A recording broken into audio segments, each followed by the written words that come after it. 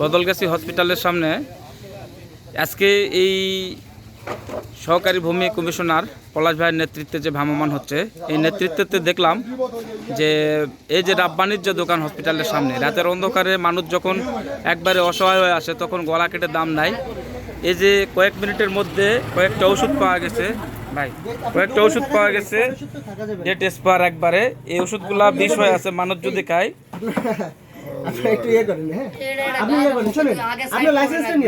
তো এখানে আমাদের ভূমি সহকারী আমাদের যে ভ্রাম্যমাণ দিয়েছে, এখানে দাম বেশি নেওয়ার কারণে, বেশি রাখার কারণে এবং কাগজপত্র চেক করছে এবং এখানে যে ওষুধগুলো পুরোপুরি অভিযোগ, এখানে দাম বেশি নেওয়া হয়। এখানে আমি তো লেই ভাই, আমার কাছে বললে তো হবে না। যেগুলো পণ্যের ডেট নেই সেরকম পণ্য পাওয়া গিয়েছে। রাব্বানির যে দোকান, এই দোকানে আজকে আমরা তথ্য পাওয়ার পর উপসহকারী ভূমি কমিশনার পলাশ ভাইয়ের নেতৃত্বে দোকানে আসা হয়েছে। এখানে এই দোকানে ওষুধের দাম একবারে, ওষুধের দাম খুব বেশি না হয় এবং ওষুধের কোনো ডেট নাই। অনেকগুলো ওষুধ পাওয়া গেছে এবং এখানে যে মানুষ অসহায় হয় 11টার পরে ওষুধ কিনতে আসে, ওষুধের দাম একবারে বেশি না হয়। আমি বলতে চাই শুধু এখানে রাব্বানি ভাইয়ের দোকানে না, বদলগাছি যে অন্যান্য যে দোকানগুলো আছে সে দোকানগুলোতেও চেক করা উচিত এবং দেখা উচিত, যাতে মানুষ এই ধরনের বিপদে না পড়ে এবং মানুষ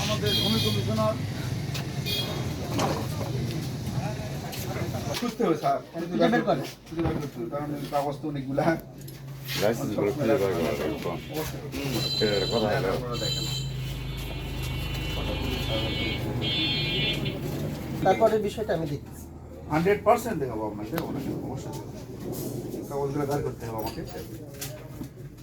ওদের মধ্যে আছে আমার।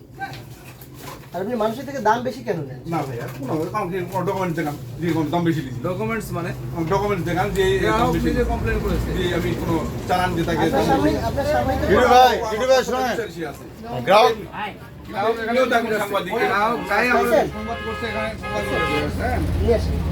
স্যার আরো একজন নিজে কমপ্লেন করেছে। একটু বলেন তো। আমি মোহাম্মদ সোলান রাজশাহী বিশ্ববিদ্যালয়ে পড়াশোনা করি। আমার আব্বু অসুস্থ ছিল, আমি সকাল 7টার দিকে এখানে আসি, এসে হেমিস্টার নামে একটা ইঞ্জেকশন আমি নেওয়ার চেষ্টা করি। তিনি বললেন যে আছে, উনি আমাকে দিল।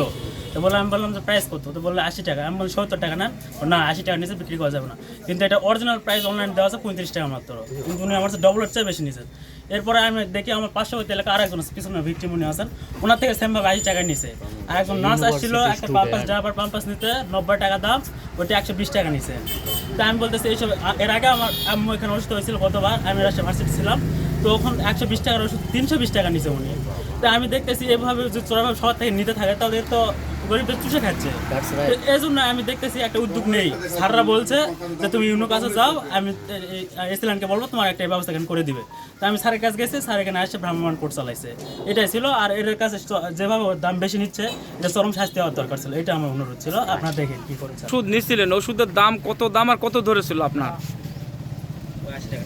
80 টাকা নিচ্ছে ডায়রিয়ার ওষুধ ইমিস্টেট, আর হচ্ছে কি আর একটা হচ্ছে কি ইঞ্জেকশনের হচ্ছে কি এরকম একটা নিয়ে দিছিল, দুইটা মিলে 80 টাকা। আমি তো দাম জানি না, তো বললাম যে এখানে দাম একটু বেশি নিলেন, তো কোথা না এই দামে। অন্য জায়গায় ওষুধের দাম কত?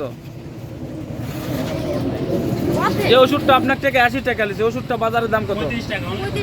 35 টাকা আপনার থেকে 80 টাকা লিছে। আপনার কোনো ওনার দোকানে তো কোনো ইয়া দেয়নি, না না স্লিপ দেয়নি, না না মেমো দিছে, না না, শুধু 80 টাকা আপনার থেকে নিচে ডবল দাম। হ্যাঁ এটাই তো নাকি? আপনি রিসিপ্ট দেখান যে আপনি ওষুধ বিক্রি করেন, এটা বিক্রি রেখে বিক্রির আপনার বিক্রি রিসিপ্ট রাখার কথা কি নেওয়া আমার কাছে মনে হয় স্যার